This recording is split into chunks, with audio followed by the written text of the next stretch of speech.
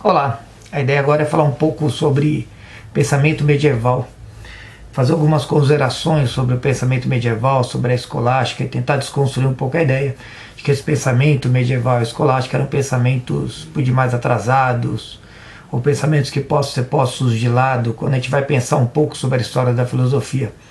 É desconstruir um pouco a ideia de que essa forma de pensar a filosofia, que é típica da Idade Média, que sobreviveu aí com uma força muito grande até os séculos XV e XVI e que tem ainda uma significação importante na história da filosofia, era uma forma de pensar estritamente limitada pela religião e pelo poder que a Igreja Católica possuía na época. Então a ideia é a gente pensar alguns pontos sobre essa questão, até para que a gente possa despertar o interesse sobre um tema tão rico. Uma das primeiras ideias da escolástica é a ideia do ser. O ser seria a reprodução da arquitetura do ser, em seus grandes traços, ou seja, a gente pensaria o ser a partir daquilo que ele possui de essencial, a partir daquilo que constitui aquilo que o ser realmente é, pensando em algumas correlações que vão ser apresentadas ao longo dessa nossa conversa, desse nosso pequeno vídeo. A proposta da escolástica, para a gente pensar o ser, é imaginar uma realidade marcada pela imutabilidade e pelo seu caráter inquestionável, ou seja, a realidade na qual as pessoas pensavam, ela era imutável, inquestionável, algo que só vai ser modificado, algo que só vai ser mudado quando a gente pensar na física moderna a partir dos séculos XVI e XVII, quando o mundo e o universo se tornam infinitos e não há mais uma dicotomia nas relações que estabelece entre o homem e o universo, entre o homem e o mundo. A ideia da escolástica, portanto, nesse momento, ela vai ser posta em xeque por conta dos avanços da física. Uma outra coisa curiosa para a gente pensar o ser e a realidade na escolástica é a ideia de valor. A ideia do valor tem a ver com a proximidade que a gente tem com o que eles chamam de causa primordial.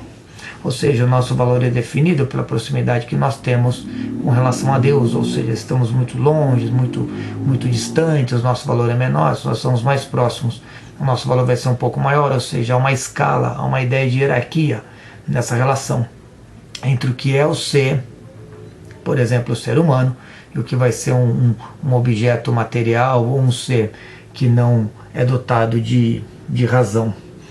Há que se entender, portanto, que o pensamento na escolástica, mediante esse caráter imutável, inquestionável da realidade, para a gente poder ainda aí associar outras ideias ao ser e ao valor, o pensamento ele deve perceber a realidade e não criar a realidade. Se a realidade é algo que não deve ser mudado e algo que não deve ser questionado, caberia ao pensamento, portanto, somente perceber as suas leis, perceber aquilo que a realidade pode nos oferecer.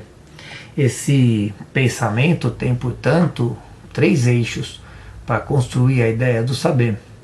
Os 3 eixos do saber seriam Deus, a alma e o mundo.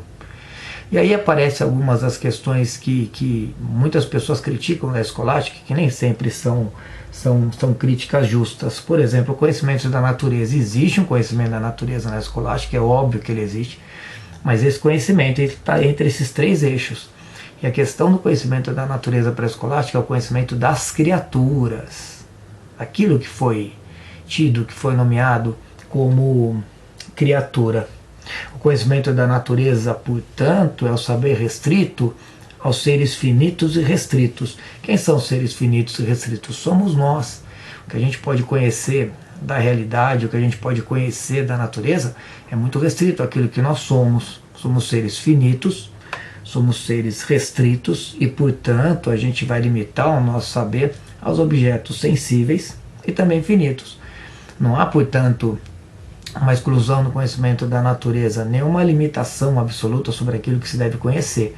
A grande questão é, para a escolástica, a ideia de que esses limites que nós temos, eles não coincidem com os limites dos seres físicos ou dos seres materiais, ou seja, a gente pode ir muito além do conhecimento da mera aparência da realidade, a gente pode conhecer um pouco mais do que nós somos e do mundo, do mundo no qual nós vivemos, desde que seja respeitada essa ideia de que o nosso conhecimento vai ser limitado e finito. E quais são os limites do conhecimento com relação aos objetos? Ou seja, até onde a gente pode conhecer os objetos? Na verdade, o nosso limite do conhecimento diz respeito ao nosso caráter finito. Somos seres finitos, portanto o nosso conhecimento ele também é finito.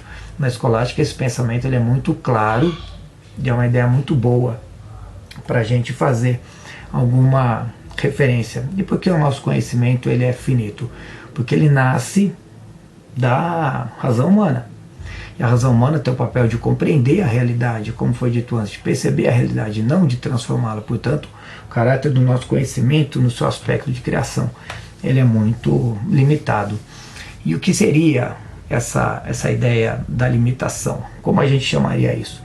Na escolástica isso é chamado de conhecimento natural. E o que é o conhecimento natural para a escolástica? É tudo que exige somente as faculdades naturais do nosso conhecimento. Isso é conhecimento natural. É diferente do conhecimento de qualquer outra área. E aí a escolástica divide dois reinos, o que a gente chama de reino da natureza e reino da graça. O reino da natureza é um reino que tem algumas características que são importantes. A primeira delas é a questão da percepção sensível. Sentimos o mundo da natureza. E essa percepção sensível nos leva a raciocínios, a julgamentos lógicos e a um uso discursivo do entendimento. A gente vai discursar sobre o que a gente entende, a gente vai falar sobre o que a gente entende, refletir, escrever sobre esse mundo da natureza. O outro mundo, entretanto, o mundo da graça, ele é o mundo da revelação divina. É um mundo que chega até nós por uma outra fonte, tem uma outra origem. Esse conhecimento não é limitado pela nossa razão, ele não é um conhecimento natural, ele diz respeito a uma revelação divina. Essa ideia de se criar dois reinos é fundamental para a escolástica, porque segundo a escolástica, não há conflito entre fé e saber. Fé e saber operam sob lógicas distintas, em momentos distintos, têm origens distintas, e nos levam a conhecimentos que também são distintos. Portanto, na escolástica, esse conflito entre fé e saber, ele inexiste. A lei divina defende que somente ela pode restabelecer o conhecimento divino que foi corrompido pelo pecado. É a lei da revelação que nos mostraria o que é verdade de fato, além dos pecados e além da limitação do nosso conhecimento. Essa lei divina usaria para isso a razão. E essa é algo muito legal da escolástica. A razão é serva da revelação. Na verdade, ela é seu caminho e a sua direção. É através da nossa razão que a gente pode chegar a essa verdade divina. É através dessa razão que a gente pode alcançar a revelação da lei divina. Há, portanto, nesse processo uma autonomia da razão. E essa é uma ideia que muita gente se esquece da escolástica. E o que é a autonomia da razão? A autonomia da razão significa que ela é submissa frente à revelação, mas autônoma na relação que ela estabelece entre teoria e prática, ou seja, nós temos uma autonomia de conhecimento, uma autonomia de saber, ainda que finita, para que a gente alcance a verdade e a revelação divina. Um abraço.